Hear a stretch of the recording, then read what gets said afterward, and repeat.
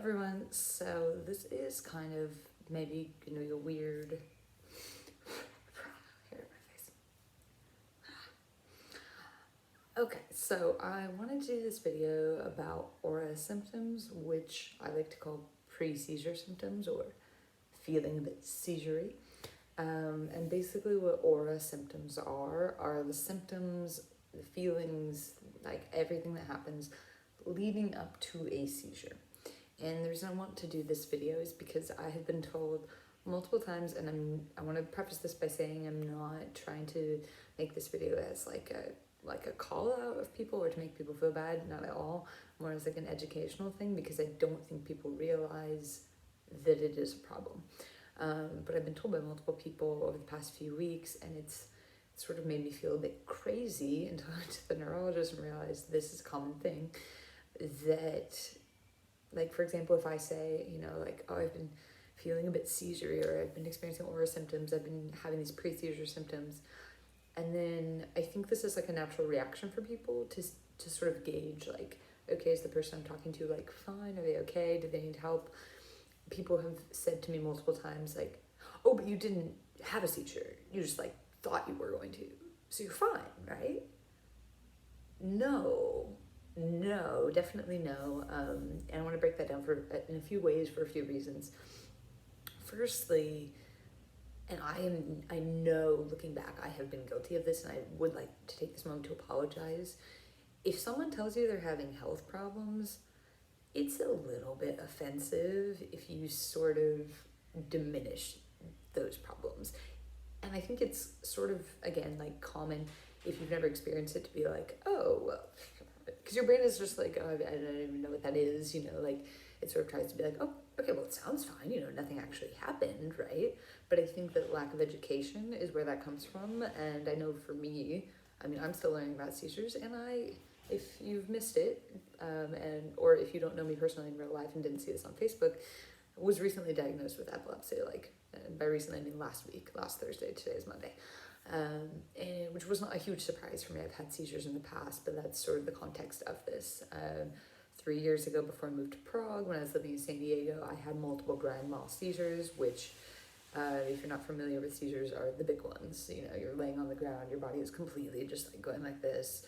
Your consciousness is off in some other universe. Like, you can apparently, and this is getting into some science that I don't know that well, but you can hear and see and absorb information, but, like, for all intents and purposes, you are not there. The main functioning part of your brain is not able to do anything in that moment. And basically, what a seizure is misfirings in your brain. It was described to me by doctors as a lightning storm in your brain. So if you think about the basic synapses, when you go to grab something, you say something, your brain is sending signals back and forth between the left and right hemispheres and between your body of what to do, when to do it, how to do it. And it happens, we're not consciously usually thinking about it like, oh, I should go grab that thing. You just grab it. It's happening so fast. But when you have a seizure, those things are happening too much. Like, there's too much activity in your brain, and your body doesn't know how to process it, and then you subsequently have a seizure. So where aura symptoms or pre-seizure symptoms fall into that is, and I'm going to say this probably in every video I ever do, this is my personal experience. If you have seizures, if you have epilepsy, if you have any kind of seizure condition, I definitely don't want you to think that I am in any way saying this is epilepsy, this is a seizure condition, this is the only experience that exists. It's not. It's my experience. So I'm making a video about me and my experience with it. So the way the aura symptoms work in my life, have worked in my life, I don't remember my first seizure at all. I don't remember, like, the physical part of the seizure. I never remember. But I also don't remember, I'm not sure, some amount of time leading up to it. I do not know the amount of time. All I know is that I remember walking and talking with my coworker, and by the time I regained consciousness, or, like, sort of came to, but I was already awake and talking apparently, but I was in such deep shock, such bad shock, that I don't remember part of that as well. So I have a bit of a blackout before and after the seizure. So by the time I sort of, like, actively conscious, it was like, oh, I'm in my body, this is what's going on, I was in a different part, not a different part of town entirely, but like on a different street, completely different situation. I was like, how did I even get here? Like, what? Um, but before my second grand mal seizure, I absolutely experienced aura symptoms. I knew without a shadow of a doubt I'm about to have a seizure, which was weird to me because I didn't remember that. I didn't like have that conscious knowledge beforehand, but your body stores these memories, right? So like my body knew, like, holy shit, this is really bad, we're about to have a seizure. So to give you an idea of what my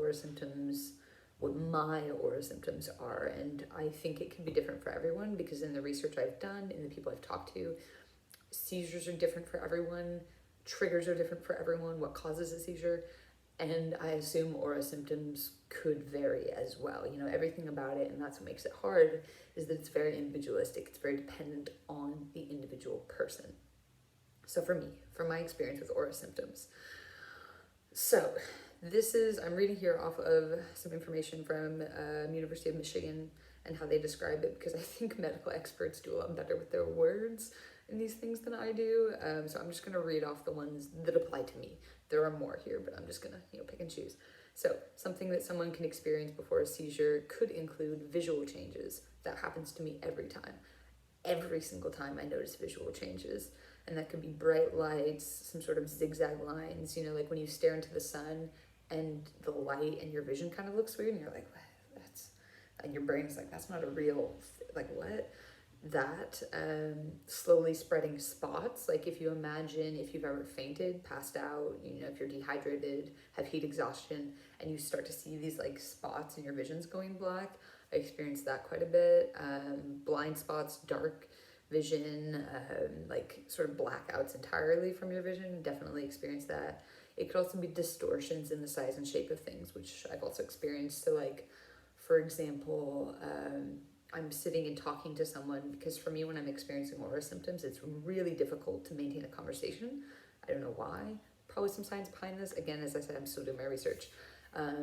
Like their eyes could look weird. Like this happened to me the other day. I was talking to my coworker and he was just talking about something, and like one one of his eyes, now in this moment I'm forgetting like the English words for these, but like where the color is in the eye, iris maybe, I don't know, whatever, like one of his eyes started to look really weird, like really dark, and like I couldn't look at it, like I couldn't focus on it because it was making me feel physically ill, which is another thing that I always experience, is that like there is so much of it that I feel it physically. It's physically exhausting to experience aura symptoms. You can also hear voices or sounds, like basically you can hallucinate.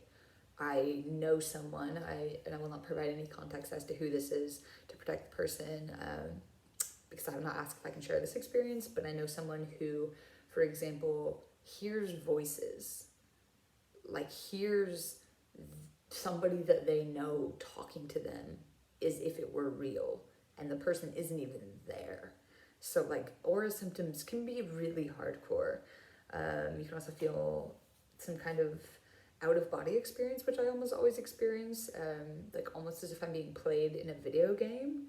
Like I feel like I'm not part of the world, which is a really disorienting thing, especially if you're trying to like catch a tram, go to the bus, like do just normal activities, and I feel like I'm not inside my body.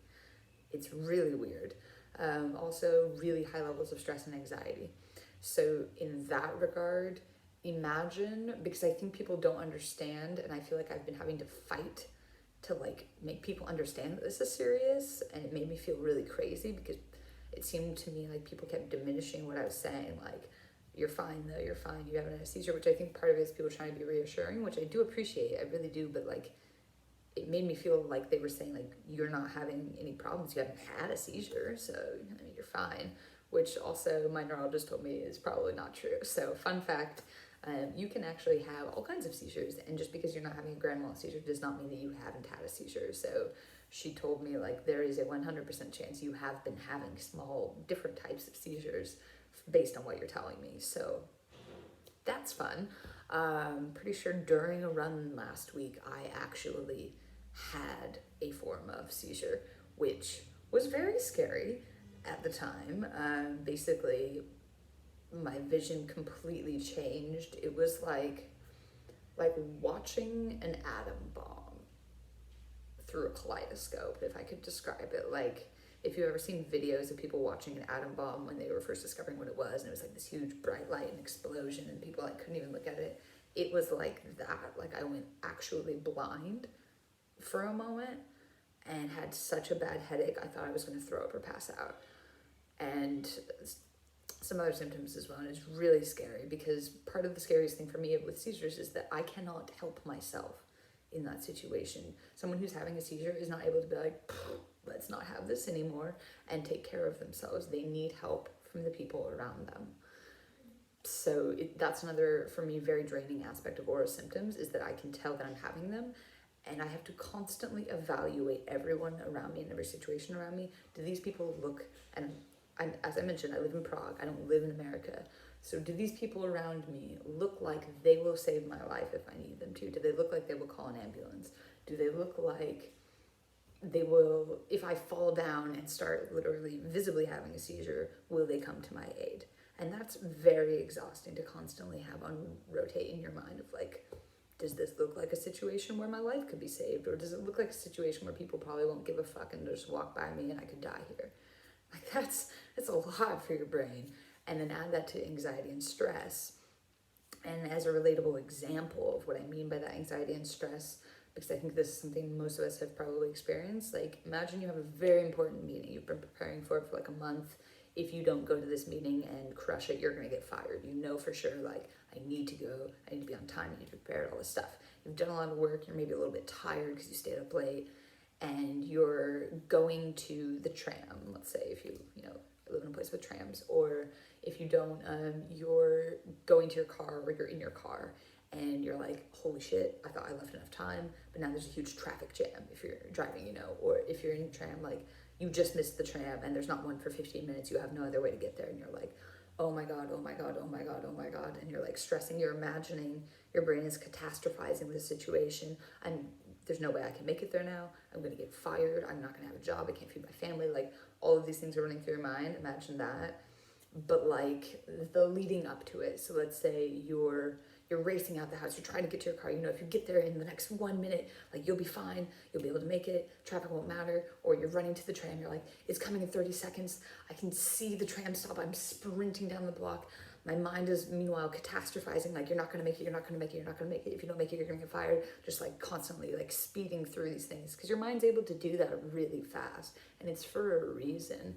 And then imagine, while you're thinking that, like, okay, I hope I make it, I hope I make it, I hope I make it, I need to make it, I can't not make it, there's no other possibility, your mind is in this sort of fight or flight mode. And then imagine that if you're me, your brain is also on top of that, reminding you, remember the last time that you experienced this level of stress and this level of aura symptoms, and that you almost died. Because the last grand mal seizure I had in San Diego, I was walking across a very busy street. This was told to me by a paramedic, the one that took me to the hospital in the ambulance. So I was walking across the street, very busy street, but at a crosswalk I wasn't like jaywalking or anything, which I used to do in San Diego, but this specific time I was not. But I was experiencing really strong aura symptoms. I knew I'm going to have a seizure. But I was walking to the train station, because at the time I was taking the train to and from work. And I told myself, I kept trying to tell myself, if I make it to the train, I can sit down. All I need to do is sit down. And if I sit down, I can calm myself down, I'll be fine. And I had to keep telling myself that, because I could feel the stress, I could feel the anxiety. My body was telling me, you're going to have a seizure, you're going to have a seizure, you're going to have a seizure. And at this point, I'd already had a grand mal seizure, and I had ended up in the hospital, had to have my head stapled 4 times. I have a scar right here from it. I was lying in a pool of my own blood, but I was with my coworkers. So I on the one hand, I didn't feel that unsafe, but it was still a scary situation. So my brain was referencing that incident, which is both a positive and negative thing that our brains like to do. It reminds you, hey, remember this other time that was really scary, that was bad, because back in caveman times, we needed that information, and to a degree, we still do. We need to know what's safe and not safe for us. But sometimes Your brain freaks you out because it only wants to focus on the worst case scenario because it wants to protect you, but it doesn't know that that's not always the best way to be protective and to be helpful.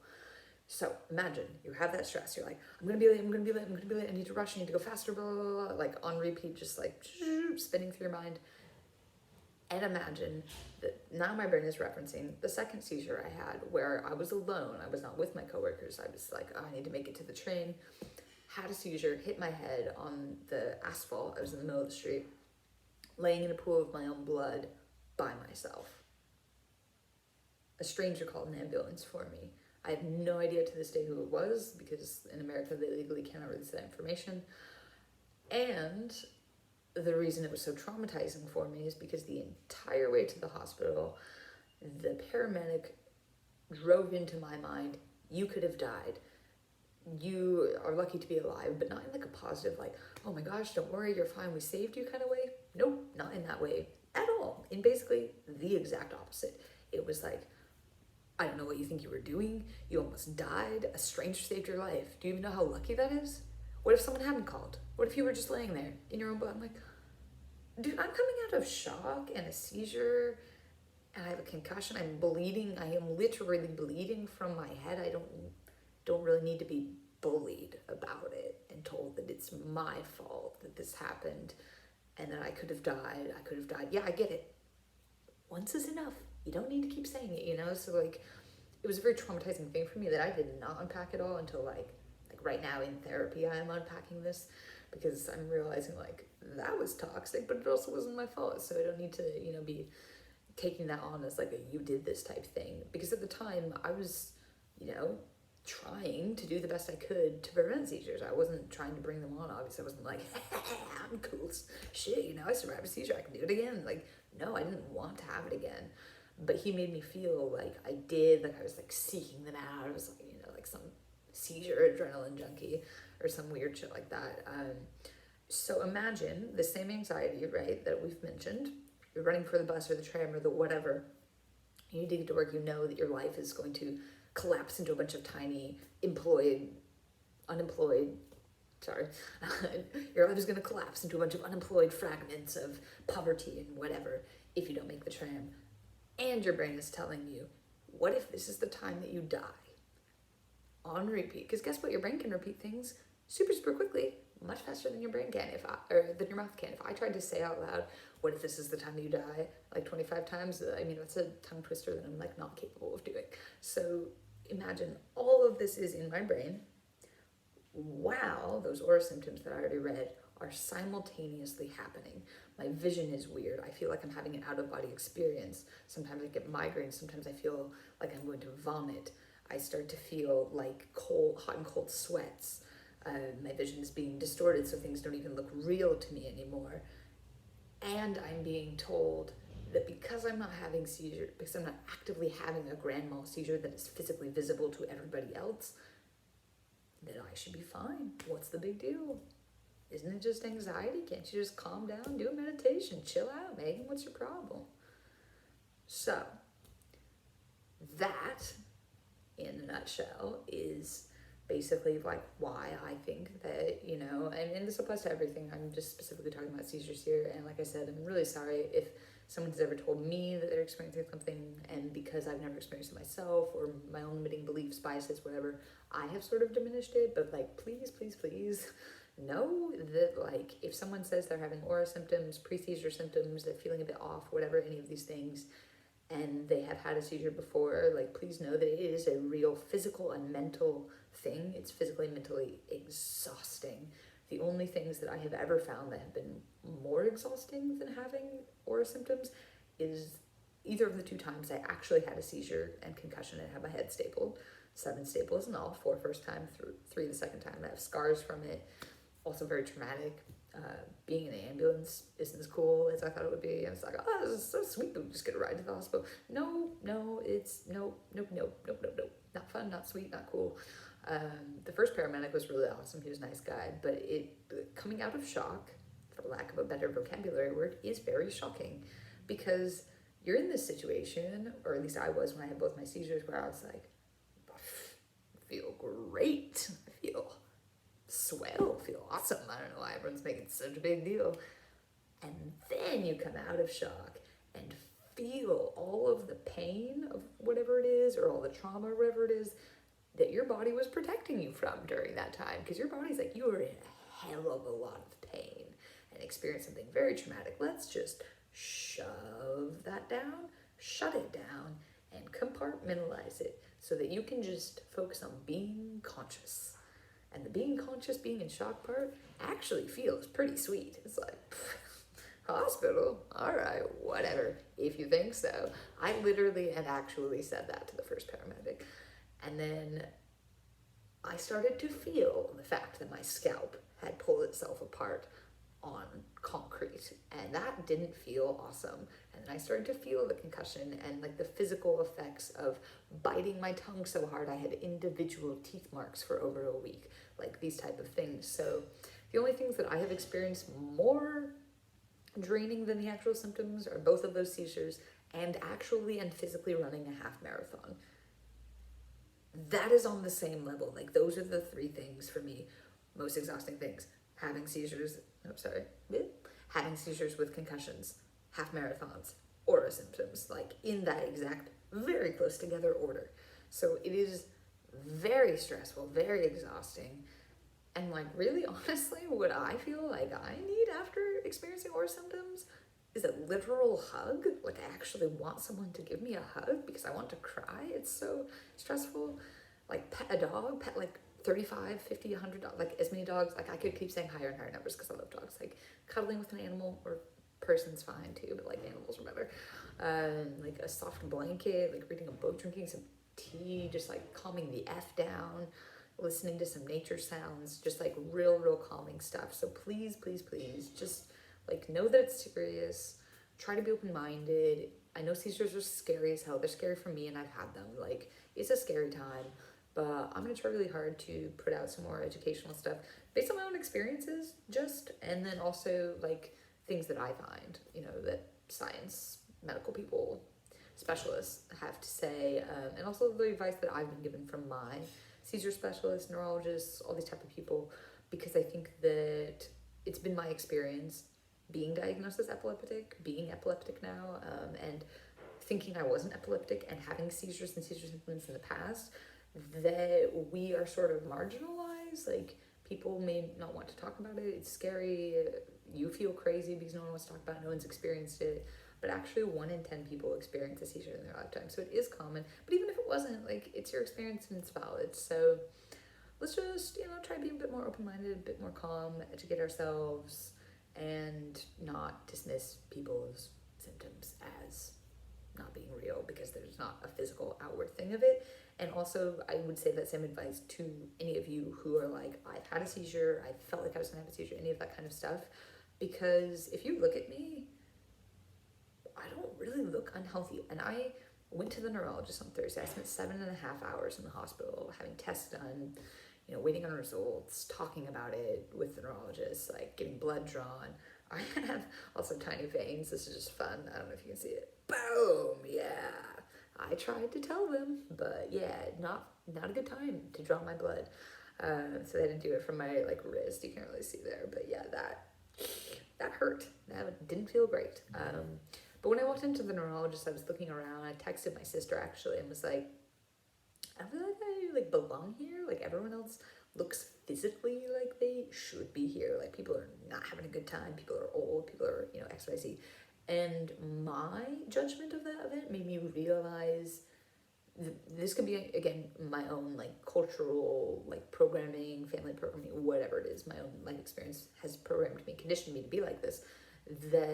But I think it's greater than just me. I think it's like a lot of America, a lot of people in general, that our brains tend to process a situation in the sense of like, you look at a group of people and your brain sort of is like healthy, not healthy, and excuse me, gross.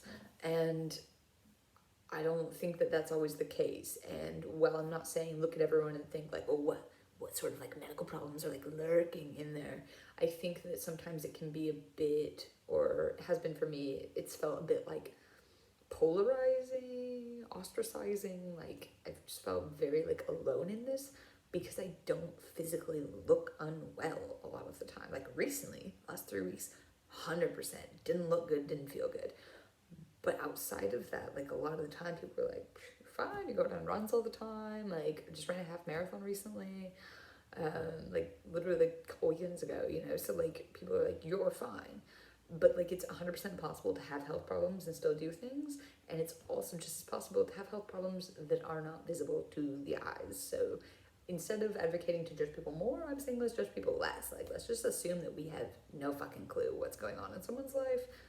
Not in a negative way, let's not bully ourselves, but you know, just if someone tells you something about, wow, you look so healthy, no, that's not happening with you. Like, just take their fucking word for it. Like, maybe just have some compassion instead. Maybe try to have your first reaction be like, oh, wow, okay, I'm sorry I didn't know that. What's that like? Or, you know, can I support you in some way? Or would you rather, are you just, you know, trying to vent, trying to share? Or is there something that I should know so that I can be helpful? Or, you know, like, even if, just like for me, because when I'm experiencing orange symptoms, I need to get out of it really quickly. Like, I can't just be in a crowd. I can't, like, I can't, like, communicate it. So, like, even asking someone, like, come up with a code word, be like, giraffe, and then they know to, like, you know, go into this. But also don't feel like you can't talk to your friends about it. Like, I felt like that for a long time. I was like, I can't tell my friends because they're gonna be like, oh, whatever. I don't know.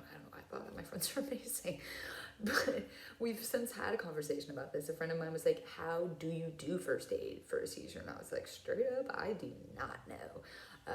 But we talked about it, and now, you know, like, we can all feel more empowered knowing that I know my best friends know what to do if something happens, and I also know a little bit more about it. So let's just create a safe space where people can talk about these things, and then just be sensitive to the people around you that they might be going through something that you cannot even begin to imagine because it's not visibly obvious or they haven't shared it with you yet. And it's just life. Let's just do our best. And if you're experiencing seizure symptoms, or if you want to hear more about mine or what I've been through, feel free to write me a message, contact me, do whatever, because I have, you know, the experiences I have had, which might be helpful in some way. So I'm happy to share them. Other than that, have a safe and healthy day. Love you all. Bye.